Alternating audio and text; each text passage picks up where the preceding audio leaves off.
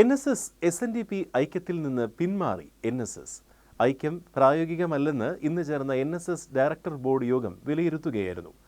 പല കാരണങ്ങളാലും പലതവണ NSS SNDP ഐക്യം വിജയിക്കാത്ത സാഹചര്യത്തിൽ വീണ്ടും ഒരു ഐക്യശ്രമം പരാജയമാകുമെന്നും വിലയിരുത്തി. അതിന്റെ പിന്നിൽ രാഷ്ട്രീയ ലക്ഷ്യങ്ങളുണ്ടെന്ന് ഞങ്ങൾക്ക് സംശയം തോന്നിയിരിക്കുന്നു. എല്ലാ രാഷ്ട്രീയ പാർട്ടികളോടും സമദൂര നിലപാടാണ് NSSനുള്ളത്. എന്നാൽ പ്രത്യക്ഷ രാഷ്ട്രീയ നിലപാടുള്ള SNDPയുമായി എങ്ങനെ ഒത്തുപോകാനാകുമെന്ന ചോദ്യം ഡയറക്ടർ ബോർഡ് യോഗത്തിൽ ഉയർന്നു എന്നാണ് റിപ്പോർട്ട്. NSSന്റെ അടിസ്ഥാന മൂല്യങ്ങളിൽ നിന്ന് വ്യതിചലിക്കാനാവില്ലെന്നും എല്ലാ സമുദായങ്ങളുമായി സൗഹൃദത്തിൽ പോകാനാണ് NSS ആഗ്രഹിക്കുന്നത്.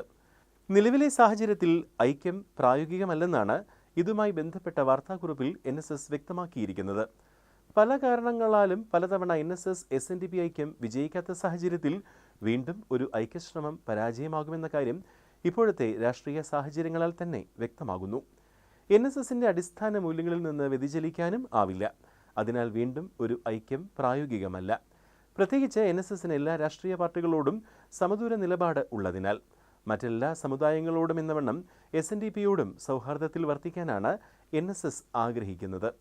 NSS SNDP ഐക്യവുമായി മുന്നോട്ടു പോകേണ്ടതില്ല എന്ന് ഈ യോഗം തീരുമാനിക്കുന്നുവെന്ന് വാർത്താക്കുറിപ്പിൽ NSS വ്യക്തമാക്കി.